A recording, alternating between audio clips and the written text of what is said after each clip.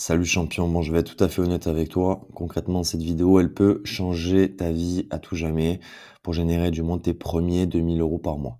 Donc ce qu'il va falloir que tu fasses, c'est vraiment déjà en premier temps de t'abonner, de liker la vidéo et ensuite d'écouter et appliquer attentivement tout ce que je vais t'annoncer, tout ce que je vais te dire. Voici les 8 chapitres concrets de cette vidéo. L'état d'esprit pour entreprendre en premier temps, ça c'est ce qu'il y a de plus important. Ensuite, on va énumérer ce dont tu es capable de faire. On va continuer justement sur la création de ton avatar client. Je t'expliquerai un peu ce que c'est.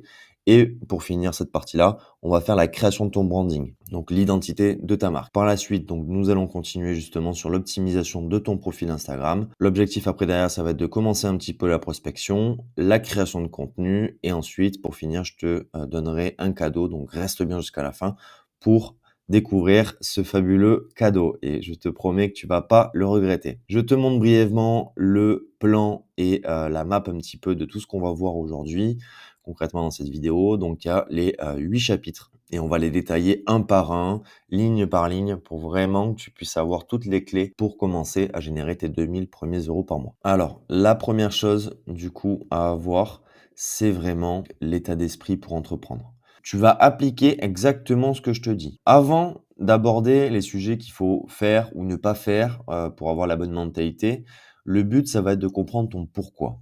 OK? Alors je vais t'expliquer un petit peu ce que c'est. Tu vas prendre une feuille et tu réponds à ces questions le plus honnêtement possible et après tu vas l'accrocher dans un lieu que tu peux voir tous les jours, que ce soit sous la douche, que ce soit sur ton frigo, que ce soit, sur la porte d'entrée, peu importe, d'accord? Mais le but, c'est que vraiment tu puisses relire pour pouvoir atteindre tes objectifs et que tu aies la même mentalité chaque jour. Le fait de ne plus penser à certaines choses, bah, du coup, ça te permettra de penser à d'autres trucs en parallèle. Donc le pourquoi, en fait, c'est de trouver exactement pourquoi tu veux justement générer tes 2 000 € par mois. Donc pourquoi tu veux vraiment quitter ton job. Et moi, ce que je veux, c'est pas vraiment la version polie, tu vois? C'est vraiment la vraie raison, celle qui te met en rage, tu vois, quand tu y penses. Est-ce que c'est du harcèlement? Est-ce que c'est justement le fait que, bah, tu pas forcément ton boulot? Tes sentiments à toi, il va falloir que tu l'écrives directement sur cette feuille. Par la suite, qu'est-ce que tu veux changer dans ta vie d'ici 6 mois? Est-ce que c'est ton temps libre? Est-ce que tu vas avoir plus de temps pour profiter de ta famille, de tes, proches? Est-ce que c'est ton argent? C'est le fait de ne plus vouloir compter finalement le moindre centime auprès, quand tu vas faire les courses, quand tu sors et cetera. Voilà, ça, c'est vraiment important. Ton environnement aussi et ton stress. Moi, je vais te dire un truc, quand j'étais chez Airbus et que, j'ai travaillé en tant qu'ouvrier, moi, ce que j'aimais pas, c'est clairement d'avoir la boule au ventre avant même d'aller au taf, quoi. Je me levais à 5h30 pour être au poste à 6h24 et badgé. Concrètement, j'avais la boule au ventre, j'avais plus envie de continuer ça. Et en fait, c'est ces questions-là qui m'ont permis de réaliser aussi, de mettre les choses à plat et de dire: «En fait, non, il faut que je dise stop». Ensuite, c'est si tu réussissais à gagner 2 000 € par mois en ligne, qu'est-ce que ça te changerait concrètement? Est-ce que c'est justement ta liberté géographique? Est-ce que tu veux voyager partout? Est-ce que c'est tes proches? C'est la vision de tes proches sur toi? Est-ce que c'est justement une augmentation de ta confiance?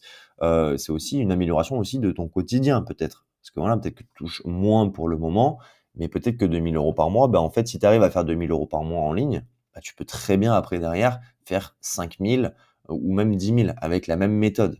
D'accord? 2 000 €, c'est vraiment la somme la plus petite que tu peux «générer» entre guillemets, avec ma stratégie, avec cette méthode 1. Donc, qu'est-ce que tu vas refuser après de revivre? Est-ce que c'est un patron qui te parle mal? Ça, il faut que tu le notes, d'accord? Compter chaque euro, comme je t'ai dit aux courses, et cetera, ou même avoir peur du lundi, tu vois? La boule au ventre, c'est pareil, le stress, tout ça, bah, c'est pas bon forcément pour la santé. Ensuite, pour qui tu veux réussir, d'accord? Est-ce que c'est pour toi? Est-ce que c'est pour ta famille? Est-ce que c'est pour prouver à quelqu'un que tu es capable? Il va falloir que tu comprennes que tu es seul «décisionnaire» entre guillemets de tes propres choix. Tu vas prendre une feuille et tu vas noter toutes ces informations, d'accord? Alors ça peut être d'autres idées, hein, moi je t'ai donné quelques idées là, mais ça peut être bien plus profond, voilà. Le but, c'est vraiment que tu puisses mettre les choses à plat. Prends le temps qu'il te faut pour faire ça et après derrière, tu l'affiches et c'est du concret, d'accord? C'est acté. Après, tu peux rajouter des choses. C'est pas, inné, direct et tu vas pas rester que sur ça parce qu'en fonction, bah, tout évolue. Voilà. Donc avoir la bonne mentalité pour entreprendre, donc il y a différentes choses. Il y a les choses à avoir, mais les choses aussi à ne pas avoir. Donc le premier point qu'on va aborder, c'est clairement la mentalité à ne pas avoir, d'attendre le bon moment. En fait, il n'y a pas vraiment de bon moment. Il n'existera jamais. Le but, c'est que tu changes soit aujourd'hui, soit tu devais changer déjà hier. Je vais donner un exemple assez rapide. C'est-à-dire que si, imaginons, tu te trottes dans la tête, tu te dis: «Oui, bah, alors je vais investir sur moi-même, je vais monter ma boîte et cetera, nani nana», mais t'attends. Et un jour, tu as la personne la plus proche de toi, elle te dit: «En fait, j'ai un cancer et il me reste plus que 2 semaines à vivre». Est-ce que là, tu vas pas regretter à l'intérieur de toi et te dire: «Putain, j'aurais dû investir en moi il y a bien longtemps pour lui faire profiter de ces derniers instants»? Eh ben si. Tu vois? Et ça, tu risques de le regretter. Le but, c'est pas d'avoir de regrets. Donc le bon moment, c'est aujourd'hui. Là, tu es tombé sur cette vidéo, tu as de la chance. Il faut pas attendre le bon moment. La deuxième chose à ne pas avoir sa mentalité, c'est de penser en fait que tu as pas les compétences. Ça, c'est complètement faux. Je vais t'expliquer un petit peu pourquoi par la suite. Mais en gros, personne n'en avait au début. Apple ne s'est pas créé du jour au lendemain, Facebook non plus. Donc tu fais partie des personnes qui acceptent le processus et l'objectif, c'est de comprendre que même si tu as pas forcément certaines compétences au départ, tu vas pouvoir les apprendre pour pouvoir établir ton business en ligne. Bah, au départ, on est tous pareils, on ne connaît rien et c'est par la suite que tu vas avoir toutes les informations clés et que tu vas pouvoir optimiser après tes choix, tes campagnes, et cetera. Enfin voilà, tu vas pouvoir faire plein de choses. Ensuite, ce qu'il faut pas faire, c'est chercher la méthode magique. Si tu as cliqué par exemple sur une dizaine de formations et que tu as pas forcément appliqué les trucs, soit des vidéos YouTube et là tu te dis: «Mais ouais, bah alors cette vidéo elle est super sympa, je vais essayer de le faire demain, je vais essayer de le mettre en place et cetera», mais finalement tu ne fais pas grand chose. En fait, le fait de chercher cette méthode magique, c'est un peu comme, voilà, la ruée vers l'or. Tu vois? C'est d'aller chercher justement: «Ah beh tiens, je vais aller, essayer d'aller chercher de la petite pépite d'or» et cetera, un peu partout. Et en fait, tu crées un espèce de syndrome. OK, tu as des tonnes d'informations, mais derrière après tu sais pas les monétiser, tu sais pas vraiment faire les choses. Au départ, tu as pas les compétences comme je te l'ai dit, d'accord? Donc ça sert à rien de chercher une méthode magique. Là, avec cette vidéo-là, tu vas pouvoir déjà générer tes 2 000 premiers euros par mois. Commence à appliquer après tout ce que je t'ai dit et tout ce que tu vas mettre en place auprès de cette vidéo, bah, ça va t'apporter du plus pour la suite. Alors l'autre point justement à ne pas négliger, c'est avoir peur du regard des autres. Parce que justement, en fait, le fait de vivre par rapport au regard des gens, eh bien en fait, tu te crées pas ta propre vie, tu crées ta vie en fonction de la vie des gens. Alors déjà, ça c'est problématique parce que normalement, quand on dit bah, chacun pour son cul, bah, c'est vrai, c'est exact. Excuse-moi des termes, hein, mais moi j'essaie de te faire réaliser les choses justement pour te permettre de sortir un peu ce schéma classique qu'on t'a toujours enseigné à l'école, et cetera, et de pouvoir justement avoir l'état d'esprit pour entreprendre. Donc, si je suis blessant, je suis navré, mais c'est la stricte réalité. Concrètement, le regard des autres, c'est le pire truc parce qu'en fait, on se sent mal, et cetera. Mais il y a que toi qui te sens mal. Il y a que toi.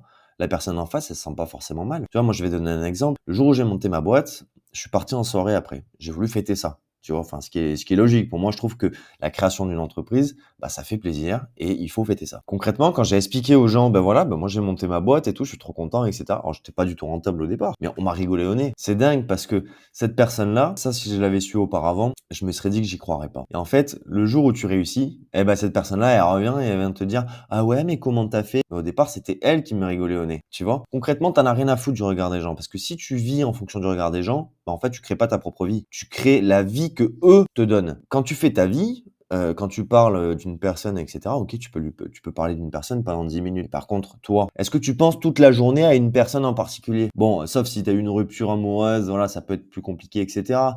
Mais en soi, tu vas pas penser, par exemple, à ton meilleur pote toute la journée, H24. Non, ben voilà, parce que tu as d'autres choses à penser. Tu as des courses à faire, tu as des machines et cetera. Donc concrètement, tu vois, les gens s'en foutent et il faut que tu avances. Mais justement, l'intérêt, c'est de pouvoir en créer une force. Donc vraiment, n'aie pas peur du regard des autres, tu en as rien à foutre. Ensuite, te dire que tu pas le temps. Alors ça, c'est le truc qui est assez énorme et c'est souvent le cas. Les gens disent: «Ah non, mais en fait, finalement, j'ai pas le temps». Ouais, mais tu trouves du temps, par exemple, pour scroller sur ton téléphone. Tu vas regarder sur ton téléphone et tu vas te dire combien de temps d'écran j'ai passé sur mon téléphone. Tu passes entre déjà 2 heures, 3 heures, 5 heures à 8 heures sur ton téléphone en fonction. Imagine que ce temps-là, tu l'optimises pour l'investir sur toi-même et dans ton business. Ah bah ça va changer la donne, hein. Tu vas travailler 3 fois plus, tu seras beaucoup plus performant. Si tu arrives à trouver du temps pour scroller, déjà, me dis pas que t'as pas le temps. Bon, après tu peux prendre des pauses, etc. Il faut que tu réalises quand tu procrastines ou pas. Il faut que tu te le dises. Ok, là maintenant, par exemple, je vais me tuer 20 minutes sur mon téléphone à scroller sur TikTok ou sur Insta, mais par contre, je procrastine. J'en suis conscient. Et il faut vraiment que tu mettes les choses à plat. Donc si tu me dis, t'as pas le temps, mais par contre tu scrolles 8 heures par jour, bah c'est pas cohérent. Donc autant que tu investisses en fait sur toi-même et d'être de l'autre côté de la barrière, aider d'autres personnes en fonction de la valeur que tu veux proposer sur les réseaux. Ensuite, un point très important, c'est de remettre tout à plus tard. Ça, c'est le pire truc à avoir, c'est quand tu te dis, bon ben vas-y, je commence lundi. Et tu fais ça depuis 6 mois. Alors tu peux faire ça, ah non mais vas-y, je commence ça demain. Ah non mais vas-y, je le fais après-demain. Le but, ça va être de le faire maintenant. Tout ce qui te fait chier, tu vas le faire maintenant. Si tu le décales à un autre jour, par exemple, si tu te dis: «Ouais, bah, vas-y, bah, c'est bon, je le fais demain», en fait, tu vas avoir une espèce de mentalité qui va dire: «Ah bah oui, c'est comme si c'était acquis» et en fait, tu vas te créer limite de la dopamine un petit peu dans ton cerveau. Tu vas dire: «Eh ouais, mais en fait, c'est bon», t'ajouter de la dopamine sur l'instant T. Mais en fait, la douleur que tu as maintenant va te permettre justement d'être beaucoup plus libre plus tard. Plus tu vas sacrifier du temps et cetera pour ton business, pour créer justement ton entreprise et cetera et mettre tout ça en place, plus vite tu auras des résultats et plus vite, bah, tu pourrais être beaucoup plus libre par rapport à ce que tu veux faire plus tard, OK? Par rapport à tes objectifs. Ensuite, ce qu'il faut pas faire, c'est se comparer aux autres. En fait, quand les gens te montrent sur internet, par exemple, des, chiffres astronomiques, des, Lamborghini et cetera, le fait de te comparer aux autres, déjà, ça te fait du mal parce qu'en fait, tu te dis: «Bah, ouais, mais lui, il a réussi et pas moi». Ça, c'est une mauvaise mentalité. Le but maintenant, c'est que quand tu vois quelqu'un, par exemple, qui a déjà une réussite, il va falloir que tu comprennes les étapes qu'il a pu avoir. Ça, souvent, on te vend un résultat, c'est certain, mais derrière, tu vois pas vraiment les débuts. Et les débuts ont pas vraiment été faciles pour tout le monde. J'ai déjà connu des gens qui ont vraiment fait des résultats de dingue en faisant du dropshipping. OK, mais comparé à un mec qui a galéré pendant 3 ans dans le e-commerce et un mec qui a pumpé direct et qui a chopé le produit gagnant, bon, bah, en fait, celui qui a galéré pendant 3 ans, il a beaucoup plus d'apprentissage que celui qui a fait juste un site et puis voilà. Mais le fait de se comparer aux autres, en fait, ça va pas forcément t'aider. Tu peux t'inspirer d'eux en décortiquant les vidéos, en essayant de checker tout ça. Mais par contre, te comparer aux autres, un petit peu de la jalousie, hein, finalement, de dire ce mec-là, il a réussi et pas moi. Bah ça, il faut pas en fait. Il faut essayer de comprendre un petit peu comment il a fonctionné, qu'est-ce qu'il a fait, qu'est-ce qu'il a mis en place, etc. Et c'est ce processus qu'il va falloir que tu apprécies dans tous les cas. Et après, c'est d'attendre d'être motivé. La motivation vient après avoir commencé, pas avant. Au départ, tu vas te créer des petites disciplines. On va en parler tout à l'heure, mais en gros, ça va te permettre justement d'avancer. Et le fait de cocher certaines cases, du coup, va montrer à ton cerveau, ah mais ouais, en fait, là, j'ai réussi à faire ça. Ok, ben en fait, je peux faire plus. Et c'est petit à petit que tu vas changer tes habitudes. L'objectif, ça va être de te créer des bonnes habitudes. Ça va te permettre justement après d'avoir la motivation pour atteindre tes objectifs. Et c'est pour ça aussi qu'il y a le pourquoi. D'accord, on revient juste là, hein. Le pourquoi permet de garder cette motivation et de garder cette discipline à chaque fois. Maintenant, on va voir la mentalité à avoir. C'est clairement avoir l'envie d'en finir avec la mauvaise routine. T'en as marre de juste rêver et tu veux agir pour de vrai. Voilà, t'en as marre d'aller au boulot, t'en as marre de faire plein de choses, etc. Là, tu vas partir sur ce côté, bah voilà, négatif de ce que tu veux plus faire pour pouvoir te créer une belle routine, que ce soit pour le sport, la lecture, la méditation, etc. Donc, tu vas pouvoir te créer ta bonne routine. Ensuite, c'est l'ouverture d'esprit. C'est d'accepter d'apprendre. Même si tu connais rien pour l'instant, tu vas accepter d'apprendre certaines choses. Tu vois, la prospection, ça ne part pas du jour au lendemain. Je vais donner un exemple direct. Quand tu étais gamin, t'as pas marché du jour au lendemain comme ça. Ah ben vas-y, c'est bon. Enfin, t'es pas Usain Bolt. Tu vois ce que je veux dire? T'as mis un pas après l'autre, t'es tombé, mais tu t'es relevé. Et après, derrière, voilà, bah maintenant, tu continues à marcher. Ça, c'est des habitudes, en fait, qu'il faut prendre. Il faut avoir l'ouverture d'esprit. Il faut accepter d'apprendre. Il y a des gens qui sont beaucoup plus performants que toi. Et ça veut pas dire qu'un mec, par exemple, qui a 1000 abonnés, n'en sait pas plus qu'un mec qui a 1 million d'abonnés. Il faut le mec qui a 1000 abonnés va en apprendre beaucoup plus au gars qui a 1 million d'abonnés sur sa partie justement spécifique. Donc il faut pas dénigrer non plus le travail des autres. On sait pas qui c'est qu'on a en face. Donc l'objectif c'est vraiment de comprendre la personne et de voir de quoi il est capable. D'accord? C'est en posant des questions par la suite que vous allez comprendre. Mais l'objectif c'est d'avoir l'ouverture d'esprit. Donc ça c'est un point qui est important, c'est bien sûr la patience. Tu sais que ça va pas marcher du jour au lendemain, mais tu es prêt à tenir et tu es prêt à avoir justement les résultats attendus. Concrètement, la patience fait partie du processus. Plus tu vas apprécier ce processus-là, tu vas te rendre compte que quand tu atteins des résultats que tu souhaites, bah en fait, ça te choquera même pas. Tu l'as tellement attendu ce résultat-là que du coup, ça va te faire ni chaud ni froid parce que tu sais que tu as mis les étapes pour y arriver. Donc la patience fait partie du processus. Ensuite, ça va être le courage de tester. Tu préfères essayer et te planter que rien tenter du tout. D'accord? Le fait de se planter, ça permet justement de se dire: «Mais ouais, mais en fait, j'apprends». Dans tous les cas, si je gagne, j'apprends. Donc dans tous les cas, tu es pas vraiment perdant, hein. La différence avec les autres entrepreneurs à succès, c'est clairement le courage de tester. Est-ce que tu as un outil qui est intéressant? Est-ce que tu as une vidéo, qui va te permettre d'avoir un taux de clic beaucoup plus élevé? Le but, ça va être de tester différentes choses, différentes techniques, mais il faut pas se perdre non plus. Donc ce qu'il faut que tu comprennes aussi, c'est clairement la responsabilité. OK? Il va falloir que tu prennes conscience justement que personne va venir te sauver dans ton business. D'accord? Si toi, tu dois justement aller chercher des clients, mais il va falloir que tu te bouges pour aller chercher des clients. Personne va le faire à ta place au départ. Quand je te parle de démarrage. Après, par la suite, bon, tu vas pouvoir déléguer, etc. Mais pour le moment, toi, l'objectif, c'est vraiment de générer tes 2 premiers 1 000 € par mois. Et à partir de là, ça va te permettre justement de bouger les choses et de prendre conscience que c'est à toi de gérer ton business. Ensuite, c'est la curiosité. Tu vas chercher justement à comprendre comment font les autres. C'est-à-dire que si, imaginons, tu as une vidéo qui fonctionne super bien chez un concurrent, tu vas essayer de comprendre, tu vas essayer de décortiquer un petit peu cette vidéo-là. Ah, mais tiens, lui, il utilise cet outil-là. Attention, parce que ça, je mets ça avec des pincettes. Ne rentre pas dans un truc où tu vas tester tout et n'importe quoi et finalement, tu n'auras pas avancé, tu n'auras pas fait ce que tu voulais faire. Tu vas cadrer dans ton emploi du temps le fait que,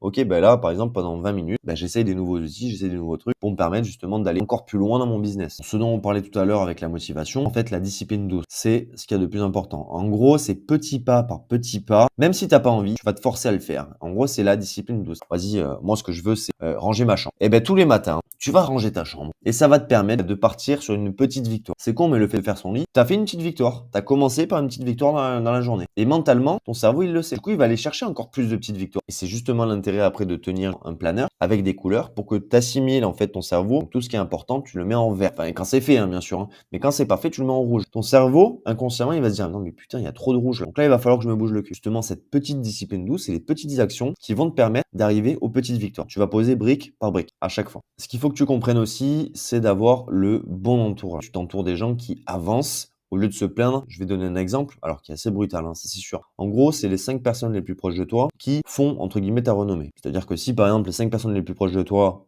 boivent de l'alcool toute la journée, eh ben, tu vas boire de l'alcool toute la journée. D'accord? Ça va être compliqué pour toi de te retenir. Par contre, les 5 personnes autour de toi font 10 cas par mois, eh bien, dans ce cas-là, toi aussi, tu vas vouloir faire les 10 cas par mois. En fait, ton entourage, c'est hyper important. C'est-à-dire que si tu as des personnes qui sont ultra négatives, ce que je te recommande, c'est de tenser pour un laps de temps. Parce que sinon, en fait, tu vas rester toujours au même endroit, tu vas stagner. Et c'est pas ce que tu veux, toi, tu veux changer, tu as écrit le pourquoi. Ou sinon, il y a la méthode du gangster. Alors la méthode du gangster, elle est assez simple. Tu vas t'imaginer que dans une pièce fermée, il y a les personnes les plus proches de toi. Et tu as un gars qui a 2 guns. Il passe un coup de fil, le type, et il te dit, si t'as pas fait 50 000 € sur ce mois-ci, je bute tout le monde. Moi, j'ai une simple question. Est-ce que tu penses pas que tu vas te bouger le cul, aller chercher tes 50 000 €? Bien sûr que si, parce que les personnes les plus proches de toi, elles sont menacées. Tu vas tout faire pour le faire. T'as quand même des valeurs. Donc, tu vas tout mettre en place pour y arriver. Tu vas te bouger le cul pour aller faire les 50 000 € par mois. Donc, tu te visualises ça et tu vas te motiver justement à y arriver. Donc là, maintenant, on va aller voir le chapitre 2.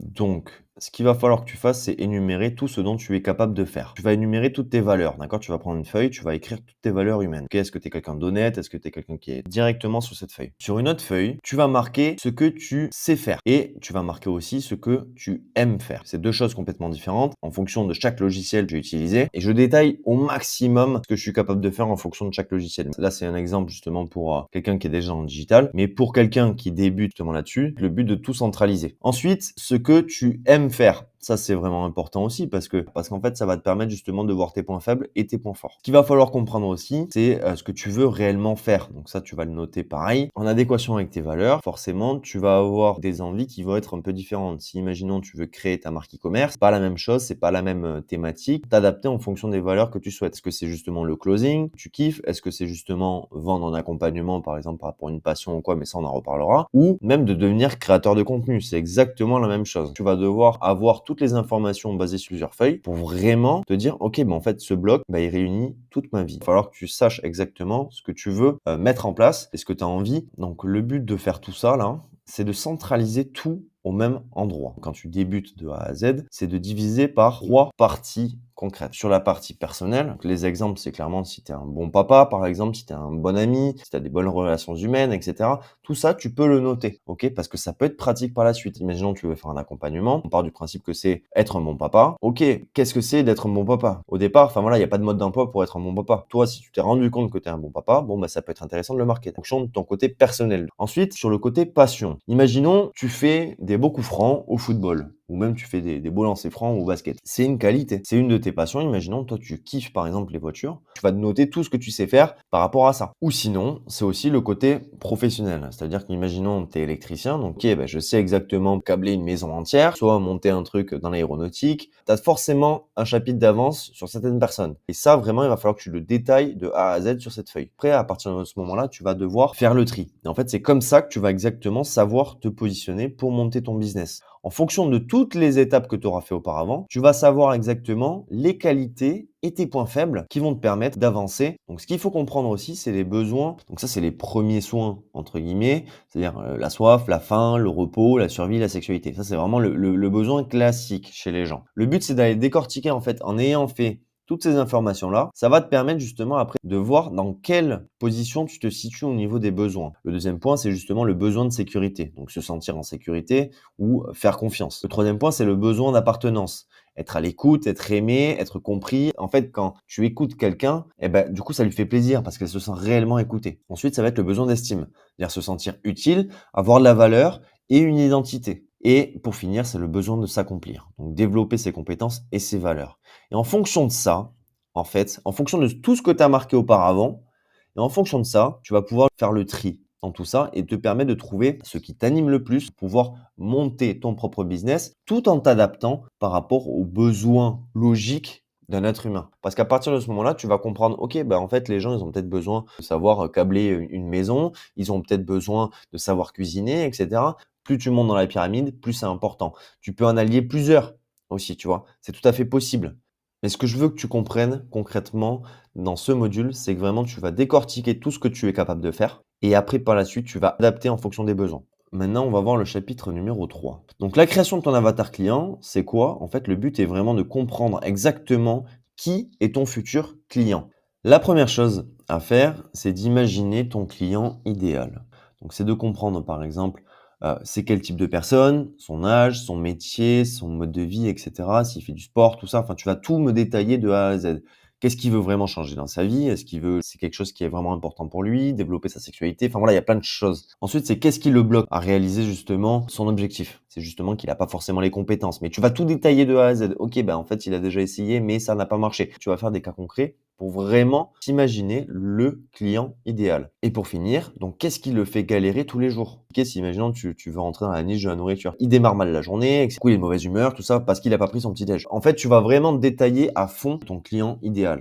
Ensuite, l'objectif, c'est de se mettre concrètement à sa place. C'est de savoir exactement ce qu'il ressent. Donc, est-ce que c'est de la frustration? Est-ce que c'est de la peur? Est-ce que c'est du stress? Tous les sentiments aussi à avoir. En fait, plus tu vas détailler ça, plus ça va te permettre justement de pouvoir cibler. Alors après, tu vas pouvoir l'adapter en fonction de ce que tu vas proposer. Tu peux le faire évoluer aussi, l'avatar client.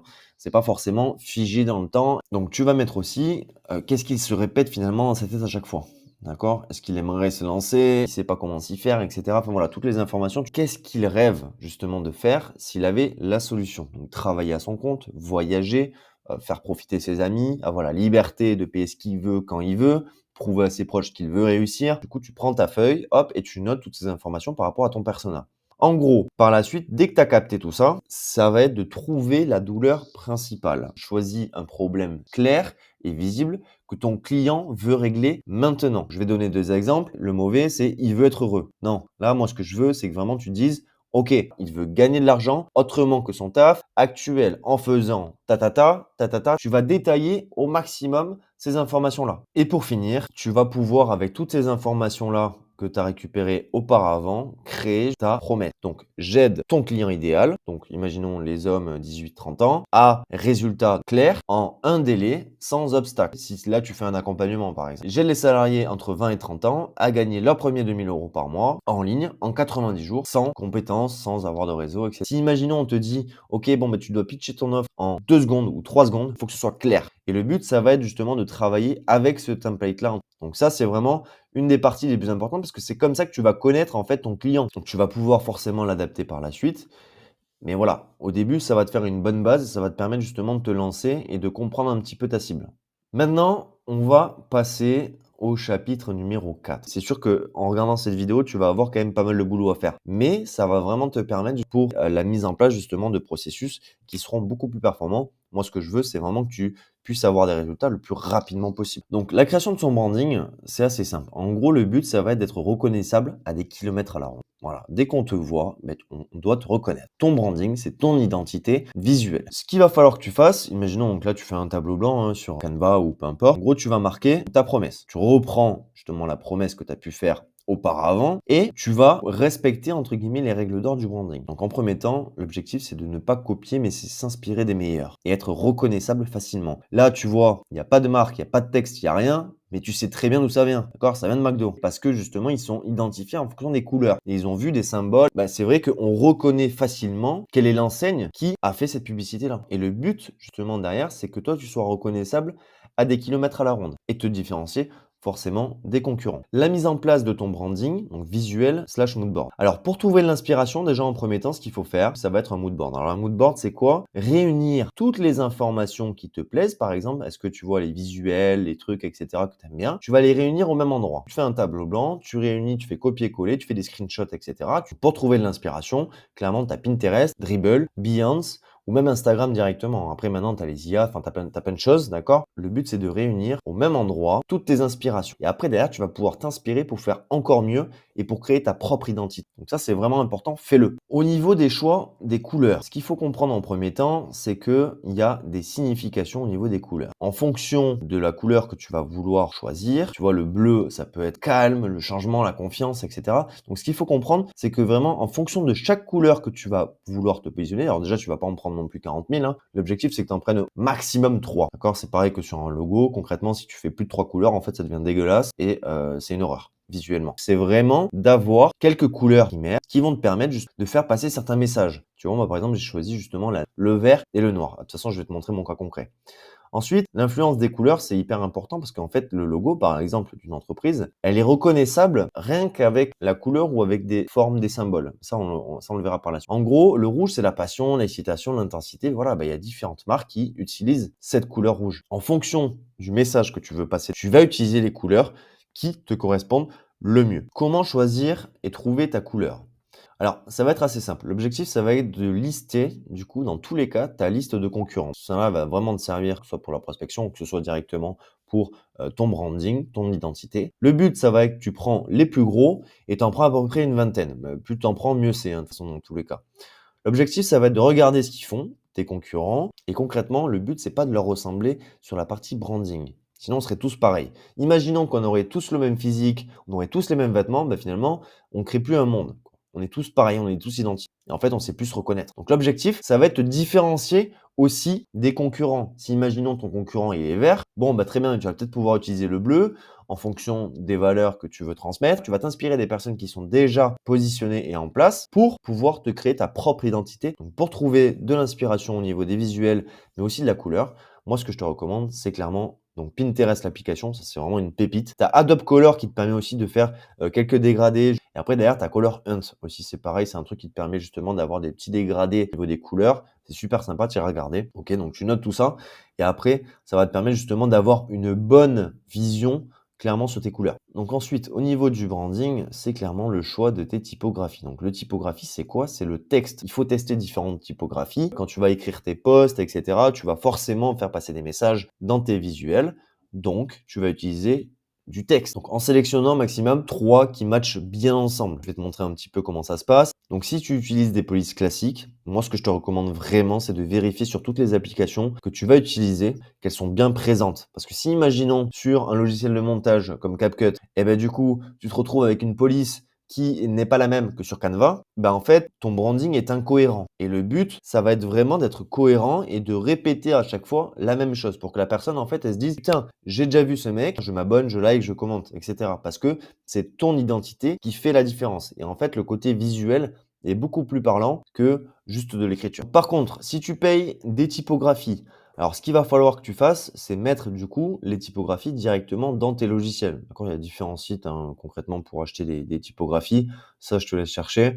Mais voilà, il va falloir que tu mettes directement donc sur Canva et sur CapCut. Donc ça, c'est vraiment les logiciels qui vont te permettre de faire des réels, des posts. C'est vraiment les deux logiciels vraiment à avoir. Concrètement, si tu dois investir dans un truc, c'est vraiment dans ça. Donc là, par exemple, moi, j'utilise un surtitre. Ok? Donc le surtitre, à toi de passer à l'action. Le titre, pareil, donc t'attends quoi? Ok? Donc il est beaucoup plus gros, l'épaisseur est beaucoup plus grosse. Tu vois, c'est pas la même police, c'est pas la même chose. Au niveau du paragraphe, c'est exactement la même chose. Donc 1 heure offerte avec moi pour t'aider à commencer ton business, ça t'intéresse? Eh bien, réserve ton appel. Le lien est dans la description de cette vidéo champion. Donc ça, c'est le paragraphe. Donc la police de ce texte-là est différent des 2 autres. Concrètement, il y a 3 polices de base que tu vas utiliser. Et après, moi, ce que je fais, c'est que j'utilise la signature. D'accord? Ça, c'est un petit peu un plus. C'est-à-dire que ça rajoute un petit peu ce côté humain dans tes posts. Si aujourd'hui l'ère de l'IA est hyper importante, il va falloir quand même que tu mettes en avant ce côté humain. C'est hyper important. Maintenant, on va voir un petit peu le choix de tes symboles et de tes icônes. Donc ça peut être des images, ça peut être des dessins particuliers, ça peut être qui vont te permettre d'être réutilisés, que ce soit dans tes stories, dans tes posts, dans tes vidéos ou même dans tout type de visuel. Ça sera un peu ta marque de fabrique. OK? Il y en a certains qui mettent des logos, tu vois? Enfin, il y a plein de choses. Je vais te donner un exemple concret pour la création de mon branding. Bon, ben voilà, moi, c'est le petit carré vert qui met en valeur juste les différents mots. Après, il faut vraiment pas que tu copies forcément ce que je fais, sinon on va tous faire pareil et c'est complètement bête, tout ce que je t'aurais dit auparavant. Mais le but, c'est vraiment de créer ton propre branding. Moi, par exemple, tu vois, c'est des traits avec des ronds, avec des numéros, avec des points, tout ça. Ben, ça, c'est des détails qui font que ben, je suis reconnaissable. Donc là, c'est pareil pour un de mes posts. Là, tu vois, il y a du texte directement en vert. Il y a les flèches, des petits carrés verts, donc ça reprend un peu mon branding. Il y a des numéros avec des points. Et après, c'est les images qui sont en noir et blanc et qui sont détourées. Enfin, vivre un peu le post. Voilà. Mais c'est pas fini. Après avoir fait tout ce visuel, etc.,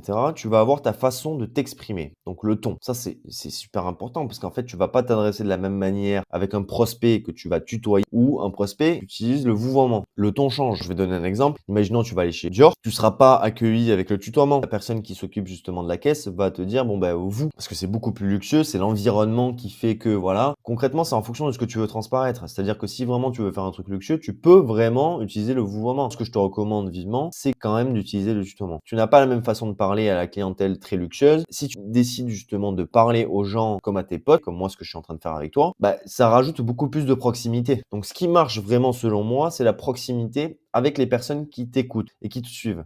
Ensuite, ce qu'il va falloir que tu fasses, c'est mettre tes preuves. En gros, montre un petit peu ce que tu sais faire. Tout ça, tu vas le réunir au même endroit, en tableau blanc sur Canva, et tu vas pouvoir tout centraliser à chaque fois. Donc, par exemple, ça peut être un avant-après d'un post ou d'un design. Ça, c'est tout à fait possible. Tu vas pouvoir mettre discussion avec quelqu'un qui te remercie, donc avec un client satisfait, ou même juste ton propre parcours. D'accord? Voilà ce que tu as appris cette semaine, etc., ce que tu as pu faire, ta social proof, tout ça. Le fait d'avoir fait 21 millions de vues, tu vois, en 2 mois, ça permet d'avoir une social proof aussi. Pratiquement 12 000 abonnés en 2 mois, pareil. Ça, c'est un de mes clients aussi qui a fait 2,4 millions de vues. C'est quelque chose d'énorme. En fait, la social proof, c'est hyper important. Ça fait partie aussi de ton branding. Tout ça, tu vas le réunir au même endroit. Ensuite, l'étape d'après, tu vas optimiser ton profil Insta. Ton profil en soi, il doit ressembler à peu près à ça, hein. C'est pas parce que tu vois, tu as 11 abonnés que tu peux pas faire 2 000 € par mois. Ça ne veut strictement rien dire. Tant que tu fais du travail qui est quali, en fait, ça change tout. Comment ça se passe? Alors déjà, en premier temps, c'est la photo de profil. Il faut une photo de profil qui est adaptée en fonction de ton branding avec les couleurs. Ensuite, ce que tu vas écrire, du coup, c'est ta promesse. C'est la promesse qu'on a écrite un peu plus haut. Tu te rappelles de cette promesse-là que tu étais allé chercher par ici. Je sais plus où c'est, tellement il y a d'informations. Mais en gros, tu vas marquer ta promesse, d'accord? Clair, net et précis. C'est vraiment important pour que la personne, en fait, elle arrive sur ton profil. Imaginons si tu fais de la prospection, la personne, direct, elle arrive, elle comprend exactement ce que tu fais. Tu es capable justement de lui apporter. Par la suite, ça va être de mettre un CTA. Donc un CTA, c'est quoi? C'est un call to action. Ça va te permettre de booster l'envie et la motivation de ton prospect, du coup de la personne qui visite ton profil, pour aller directement sur, par exemple, une vidéo comme celle-là que tu es en train de regarder. Par la suite, il va falloir que tu mettes un lien de Tapit. Alors Tapit, c'est vraiment un truc hyper pertinent. Alors je te conseille de le faire sur Insta, mais pas sur TikTok, parce que sur TikTok, ça marche pas. Forcément, j'ai déjà essayé et c'est pas vraiment fou. Le but, en fait, c'est que quand tu cliques sur le lien, ça te redirige directement vers l'application la plus optimisée. Tu vois, tu as été dirigé vers YouTube, donc tu as ouvert l'application YouTube. Sans ça, tu vas atterrir sur un navigateur qui est à partir du réseau social. Alors, je m'explique. C'est-à-dire que Instagram veut absolument que tu restes sur sa plateforme. Donc, il n'y a aucun intérêt que tu changes de plateforme pour aller sur YouTube. Et en fait, ce lien-là te permet justement de faire la transition et d'aller sur un navigateur beaucoup plus performant qui te permettra une meilleure navigation. Ensuite, ce qu'il va falloir que tu fasses, c'est 4 stories à la une. Principalement, ça va être ton cadeau, ça va être justement ton histoire, les avis clients, tes résultats. Tu peux en mettre plein d'autres, mais il va falloir que tu te bases par rapport à ça. Tu peux en mettre plus, soit pour tes résultats clients, mais pour commencer, ça suffit clairement. Après, tu as une structure aussi à avoir dans les stories. Alors là, je vais pas te le montrer, sinon la vidéo, elle va durer 40 ans. Les stories, c'est aussi justement ce que je fais dans mon accompagnement. Donc là, par exemple, sur ce compte-là, j'ai mis simplement les choses de base pour te permettre justement d'avoir les meilleurs résultats le plus rapidement possible. Et pour finir, tu as 2-3 posts clés. Ça va être ton histoire, ça va être un cadeau que tu vas faire. Tu peux rajouter du coup l'histoire d'un de tes clients. Ça, c'est vraiment quelque chose qui est pertinent parce qu'en fait, la personne qui va cliquer sur ton profil va voir un petit peu ce que tu sais faire, ce que tu fais, etc. Et forcément, bien plus, tu vas faire des posts, plus vite tu vas avoir les abonnés, plus vite tu vas avoir les interactions sur tes posts et tu arriveras aussi à être encore plus crédible par rapport à ce que tu fais. Ça, pour l'instant, c'est la seule structure que je te recommande si tu démarres vraiment ton activité en ligne ou pour faire de la prospection. Tu n'as pas besoin d'avoir des milliers d'abonnés pour générer 2 000 € par mois. Le but, ça va être justement d'avoir des choses stratégiques et avoir une mécanique, structure et qui vont te permettre que ton client ou ton prospect, du moins, arrive sur ton profil et se dise putain, mais c'est cette personne qu'il me faut. Allez, maintenant, on va passer du coup sur la prospection. Alors, commencer la prospection, il y a quelques méthodes à comprendre. Maintenant que tu as un profil optimisé Instagram, que tu connais ta cible, commencer la prospection, c'est assez simple. simple. Tu vas reprendre du coup ta liste des concurrents, ok, tu as 20 comptes ou plus, et en gros, le but, tu vas aller contacter les abonnés de tes concurrents. Voilà. Parce qu'en fait, eux, ils ont fait le taf à ta place. Ils se sont dit, ben vas-y, ben nous, on va attirer des clients, on va transformer nos abonnés en clients, mais toi aussi, tu peux aller les chercher. C'est gratuit, t'as quoi à faire, t'as juste à envoyer un message. Donc, le but, c'est de rentrer en contact avec la personne. En gros, principalement, les règles d'or pour de la bonne prospection, c'est d'être naturel lors d'un échange, justement, et être vraiment humain. Le but aussi, ça va être d'être à l'écoute de la personne, parce que si tu l'écoutes pas réellement, par message ou par audio, etc., la personne, elle va pas se sentir concernée par rapport à ce que tu vas lui dire. Tu vas comprendre ce qu'elle a besoin pour après, derrière, puisse lui proposer une solution sur mesure. Et ensuite, ça ne sert à rien de ne pas être honnête. Si tu penses que la personne, tu peux pas l'accompagner, bah, tu lui dis, c'est pas contre toi, mais voilà, je pense que c'est pas nécessaire. On continue pour la suite, quoi. Voilà. Moi, imaginons, tu me dis, ouais, alors voilà, je fais 10 000 euros par mois. Ben, moi, ça sert à rien que je t'accompagne, parce que moi, j'accompagne les débutants. Les personnes qui démarrent sur une activité, soit qui souhaitent un peu scaler leur activité, etc., pour pouvoir vivre au moins de revenus confortables pendant un minimum de temps. Donc, si tu me dis que tu fais 10 000 euros par mois, je te sers à rien. Voilà, ça sert à rien que je te prenne en coaching, du moins pour le moment. Bon, maintenant, l'objectif, c'est justement de lui envoyer un message. Tu vas envoyer un message personnalisé ou pas. Si tu le personnalises le message, forcément, tu auras un meilleur taux de réponse. Si tu fais de la masse, bah, tu auras moins de taux de réponse. Si par exemple, tu recevais dans ta boîte aux lettres un prospectus, bah, si le prospectus c'est juste pour dire, bon, bah, vas-y, c'est une publicité comme ça, bon, bah, là, tu te dis, bah, en fait, ça me concerne pas vraiment. À l'inverse, tu personnalises, par exemple, la lettre et tu dis, bonjour, monsieur Untel, nanani, on a vu votre façade, elle est super belle, nanani, nanana. Bah, tu auras beaucoup plus d'impact et de réponse par rapport à ça, par rapport à la personnalisation, que si tu personnalisais pas, hein. Après, ça veut pas dire que tu n'auras pas de résultat aussi en ne pas personnalisant le message. La prise de contact en masse peut être très pertinente, mais il faut en faire beaucoup. Ce qu'il va falloir que tu comprennes, c'est que le but de rentrer en contact avec cette personne-là, c'est de pas lui vendre un truc par message. Ça, c'est hors de question. Ne fais jamais ça. Ça ne sert strictement à rien. Toi, ton intérêt, c'est d'identifier une de ces problématiques actuelles. C'est-à-dire que tu vas rentrer en contact, tu vas essayer de creuser les problématiques actuelles pour essayer de lui faire comprendre à la personne que tu es là justement pour l'aider et non lui vendre quelque chose. On en a ras le cul des gens qui nous disent ah ouais ben vas-y finalement j'ai envie de te vendre un truc, etc.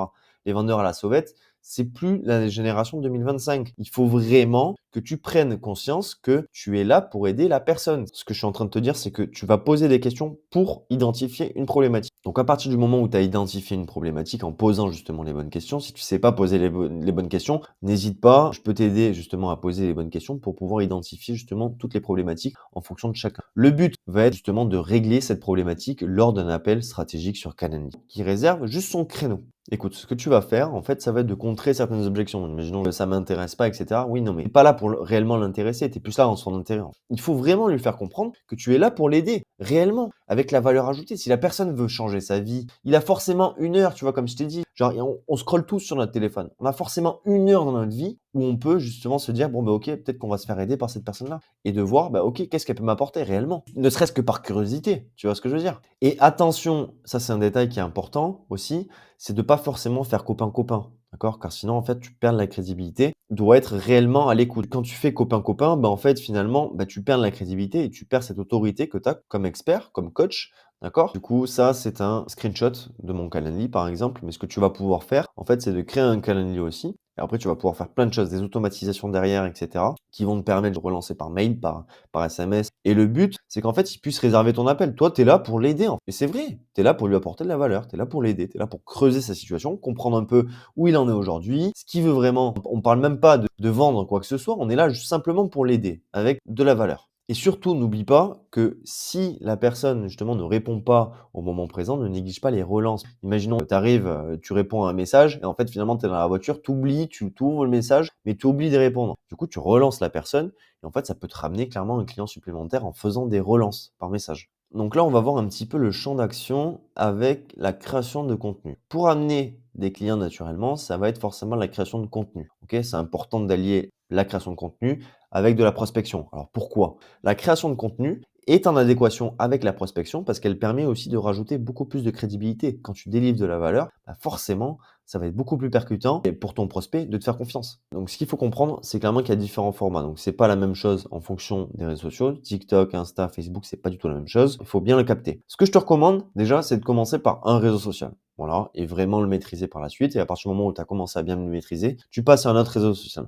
et tu vas essayer de t'adapter. Parce que si tu cherches, imaginons, que des coachs qui sont dans le digital, Et bah, du coup, tu vas plus te diriger vers LinkedIn. En fait, tu vas t'adapter en fonction de ta cible. Tu vois, si tu cherches vraiment que des jeunes, tu vas plus aller vers TikTok. Si tu cherches des personnes qui sont beaucoup plus âgées, tu vas aller sur Facebook. Ton contenu peut mieux performer aussi sur une plateforme et moins sur une autre, car l'algorithme n'est pas le même. C'est-à-dire que tu peux, avec la même vidéo, hein, faire des millions de vues sur Instagram, mais sur TikTok, eh ben, ça fera 4000 vues.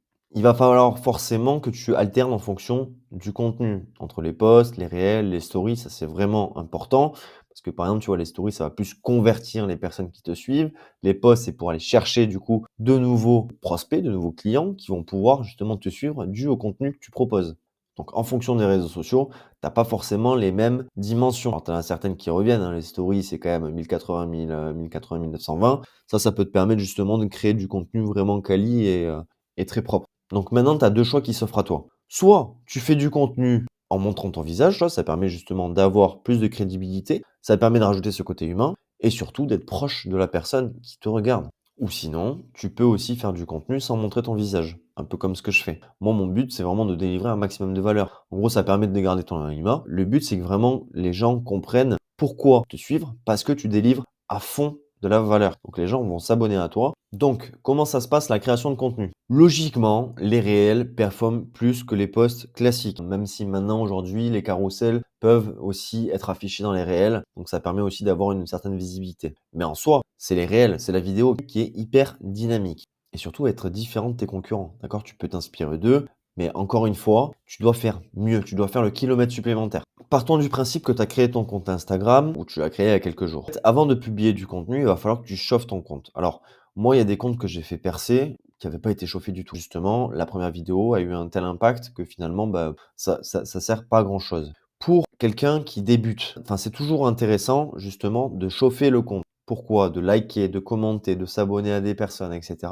Parce qu'en fait, ça montre à Instagram que tu es humain et que tu n'es pas un simple robot qui a créé un compte. Tu vas chauffer ton compte pendant plusieurs heures, plusieurs jours. Tu vas liker, tu vas commenter et en plus, si tu likes les posts que tu as envie d'aimer, donc par exemple de tes concurrents, etc., ce qu'il faut comprendre, c'est que tes concurrents, c'est tes meilleurs alliés. Parce que c'est vrai, ne serait-ce qu'en prospection, tu vas aller chercher les amis, d'accord? Tu vas aller chercher ses abonnés à lui, déjà de un, mais de deux, qu'est-ce qui t'empêche d'être sous sa vidéo et d'interagir avec ceux qui regardent les commentaires? Ben, ils vont voir un peu et ils vont te voir à toi.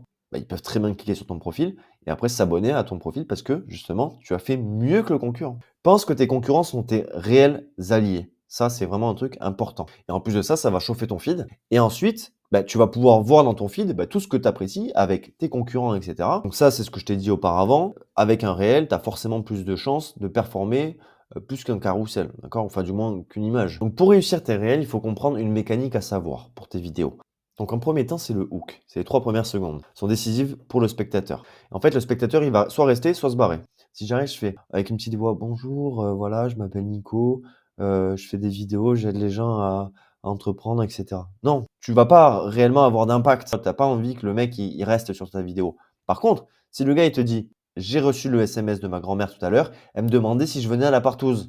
Bon, entre les 2, entre «Bonjour, nani nanana», voilà, ou le truc que je t'ai dit, lequel va te faire, t'arrêter? Bah, le deuxième, on est d'accord. Donc ça, vraiment le hook, c'est les 3 premières secondes qui sont les plus importantes et encore moi je dirais même moins que 3. Alors ça, c'est dans la logique, normalement c'est 3 secondes. Mais je trouve que 3 secondes, c'est beaucoup trop. C'est beaucoup trop. Moi, je dirais entre 1 et demie, 2. Ensuite, tu as l'intrigue. En fait, l'objectif, c'est qu'après le hook, du coup, tu as attiré son attention. OK, tu vas créer l'intrigue. Tu vas dire: «OK, reste bien jusqu'à la fin de la vidéo» pour que la personne, elle reste jusqu'au bout. Ensuite, la troisième étape, ça va être juste, tu as la valeur du contenu, ce que tu vas apporter, ce que tu vas mettre sur la table, d'accord? Pour aider la personne à aller mieux. Donc ça, c'est le contenu de ta vidéo, tout simplement, en fait, hein. En quatrième position, ça va être le CTA. Alors le CTA, c'est le call to action, d'accord? C'est l'appel à l'action. Est-ce que tu veux que la personne, elle s'abonne? Est-ce que tu veux que la personne, elle partage, elle commente? Différents points qui vont te permettre justement de motiver la personne à faire l'action que tu souhaites qu'il fasse. Et pour finir, du coup, c'est la boucle. Moi, j'appelle ça comme ça, mais en fait, c'est un redémarrage pour que le lecteur ne se rende pas compte qu'il a relancé la vidéo. Si il relance la vidéo, c'est comme s'il l'avait vue plusieurs fois. Donc toi, ça te permet justement d'avoir plus de points. Et ça, je vais t'expliquer un peu le principe des points par la suite. En gros, ça permet de dire à l'algo que la personne a revu la vidéo. Mais tout ça parce que tu as utilisé une petite phrase, hop, ça relance la vidéo naturellement. Ce qu'il faut que tu comprennes, c'est que l'algo fonctionne en fonction de différents points. Un commentaire, un partage, un like n'est pas évalué de la même manière. Le but est vraiment de faire en sorte que la personne interagisse avec ta vidéo et que tu gagnes le plus de points. Tout est un jeu, d'accord? Le monde de l'entrepreneuriat est un jeu. Tu vas gagner des petites victoires et là, c'est pareil. Quand tu fais de la création de contenu, c'est exactement la même chose. Un like, par exemple, vaut 1 point. Un commentaire en vaut 2, tu vois? Un rewatching, ça en vaut 5. Et là, tu recaptes par rapport à ce que je t'ai dit auparavant. Par rapport à ça, le but, c'est que tu aies le plus de points possible. Et en fait, l'algo, quand ton post va être publié, du coup, dans l'heure qui suit, l'algo va capter si c'est pertinent de le montrer à plus de personnes ou pas. Donc, il va le montrer à 20 à 30% de ton audience. Si ça performe, il va augmenter la visibilité et sinon, ta vidéo reste bloquée d'une certaine manière. Ce qui ne veut pas dire que ta vidéo ne fonctionnera pas par la suite. Parce qu'en gros, il se peut qu'elle buzz plus tard. En fait, ta vidéo, si imaginons, elle a fait un mauvais démarrage, tu refais une vidéo qui buzz, comme il y a des gens qui vont arriver sur ton profil, bah, du coup, vont voir cette vidéo et en fait, cette vidéo va buzzer en même temps. C'est comme si tu investissais dans des actifs. Tu sais peut-être pas si la vidéo va augmenter ou pas en fonction des... Et plus tu vas publier, plus tu vas avoir de vues et plus en fait tes vidéos vont augmenter à chaque fois. Ce que j'ai remarqué, les hashtags et la description n'ont pas vraiment un réel impact, sauf pour le référencement naturel sur Google désormais. L'objectif, c'est vraiment d'apporter, certes, des informations, mais moi, j'ai fait buzzer des vidéos. Concrètement, la description était toujours la même, quoi. Et pourtant, bah, ça a fait des millions de vues. Ça veut pas dire grand-chose. Cependant, c'est sûr que c'est mieux de soigner sa description pour vraiment avoir un impact. Et si tu veux délivrer de la valeur, ou par exemple, si tu veux faire un concept en mode lis la description si tu veux changer ça, bah, ça peut être intéressant justement de créer quelque chose au sein de la description. D'accord? Avec les hashtags, justement, etc. Mais pour moi, ça n'a pas un réel impact sur une vidéo qui peut vraiment, vraiment fonctionner. Plus tu vas publier, plus tu vas gagner en crédibilité, donc que ce soit face à tes prospects, mais face aussi à tes clients, et surtout en visibilité, d'accord? Plus tu vas avoir une communauté, bah, concrètement, plus c'est des potentiels clients que tu vas pouvoir aller chercher. Et le but, c'est que si, imaginons, tu as 1000 abonnés, bah, tu vas pouvoir aller chercher un par un les 1000 abonnés. Tu vas devoir les fidéliser aussi. Fidéliser ta communauté, c'est vraiment le truc le plus important. Mais tu vas pas leur vendre un truc par message. Toujours pas. Tu leur poses des questions pour essayer de comprendre leurs problèmes et après derrière, tu vas y résoudre avec un calendrier. Si une vidéo ne fonctionne pas comme tu le souhaites, c'est pas grave. Car en fonction du type de contenu que tu as fait, elle peut ramener 3 fois plus. Car c'est une vidéo qui est vraiment ciblée et qui touche ta cible. En gros, si imaginons elle fait 1000 vues, une vidéo qui fait 1000 vues, elle peut te ramener 3 fois plus d'argent car une vidéo vraiment ciblée qui touche ta cible peut être beaucoup plus impactante qu'une vidéo qui fait par exemple 50 000 vues. Une vidéo à 1000 vues peut te ramener beaucoup plus de clients qu'une vidéo qui fait 50 000 vues. Ça dépend vraiment de l'optique de ta vidéo. Est-ce qu'elle est promotionnelle? Il y a différents types de vidéos ou types de posts, tout simplement. Mais dans tous les cas, il ne faut pas que tu te dises que ah ouais, elle a fait 1000 vues, ah mais non, mais elle va pas me rapporter plus de clients. Mais non, pas forcément. Tu peux avoir 2-3 abonnés qui peuvent être après derrière des clients à toi. Le fait de ne pas publier pendant un certain temps peut aussi impacter tes statistiques. Ça, c'est vrai. Donc, ce qu'il va falloir que tu fasses, c'est justement publier régulièrement. L'objectif, c'est justement de continuer cette croissance. En gros, ce qu'il va falloir que tu fasses, c'est aussi répondre à tous les commentaires. Donc après, tu as des manières de faire des automatisations qui permettent de répondre automatiquement aux commentaires. Mais l'objectif, c'est de répondre à tous les commentaires. Que les personnes se sentent justement à l'écoute, comprises. S'il y a un débat, etc. dans les commentaires, ça peut être intéressant. Parce qu'après, cette personne-là, tu vas pouvoir la prospecter. Tu vas aussi pouvoir justement savoir si elle a besoin de ton aide. Donc ça, c'est vraiment des points, mais qui sont clés pour la création de contenu. Et après, voilà, bon là, j'ai remis des stats, mais en gros, il faut vraiment que tu te bases sur un truc. Tes statistiques sont en fonction du contenu que tu vas poster. Donc là, je te remets un petit peu des statistiques. Pour avoir des statistiques comme ça, il faut avoir une putain de truc. Et ça se fait pas du jour au lendemain. Il faut connaître justement sa thématique, voir, analyser les concurrents, décortiquer les vidéos. Voilà, c'est un travail qui est à faire, mais cette mécanique-là, il faut l'avoir. Bon, ben, quand tu pars de zéro, c'est beaucoup plus complexe au départ, c'est normal. Ton compte, il est moins propulsé. Mais après, ça veut rien dire parce qu'en fonction de la vidéo que tu vas proposer, bah, moi, ça m'est déjà arrivé, comme je t'ai dit, de faire péter des comptes à plusieurs milliers d'abonnés en une seule vidéo. Et alors après, la satisfaction que tu as derrière, parce qu'après, derrière, il va falloir entretenir le buzz. Et ça, c'est autre chose. Ça, c'est une autre thématique. Mais ça, on en parlera peut-être dans une autre vidéo. Donc voilà, on a fait le tour, entre guillemets, et maintenant, ça va être du coup la partie de ton cadeau. Voilà, donc ton cadeau, il est assez simple, tu l'auras compris. Je te remercie déjà en premier temps d'avoir regardé cette vidéo. Ton cadeau, c'est ça. Tu as un seul clic de changer ta vie à tout jamais. Je te laisse réserver ton créneau dans mon Calendly, d'accord? Tu l'as vu tout à l'heure. Ensemble, justement, nous allons faire un point, ok, sur ta façon justement d'agir, sur ta structure, etc., de comment ça se passe de ton côté. Et le but, c'est voilà, c'est que je puisse savoir si je peux réellement t'aider sur les différents points qui vont te permettre justement d'atteindre tes objectifs. Et si tu as déjà réservé ton rendez-vous, dans ce cas-là, félicitations à toi. Merci de me faire confiance. On se revoit très vite. Je te laisse le lien dans la description. Comme ça, tu prends ton créneau et comme ça, à partir de là, tu es tranquille. De toute façon, tu as plus à gagner qu'à perdre, d'accord? L'objectif, c'est vraiment avoir full valeur. Je vais te partager justement mon point de vue. On essaiera de creuser un petit peu ta situation, voir un peu, bah, si je peux t'aider ou pas. Et si je peux t'aider, dans ce cas-là, ça sera avec plaisir de voir les résultats que tu obtiendras le plus rapidement possible pour atteindre tes 2 000 € par mois. En tout cas, ça m'a fait plaisir. Donc voilà, je te remercie en tout cas d'avoir regardé cette vidéo. Abonne-toi, like la vidéo et partage à fond. Commente aussi, maintenant que tu as compris que c'est important en fonction des points. Même sur YouTube, hein, ça marche aussi. Puis on se voit de l'autre côté. Allez, ciao, à la prochaine.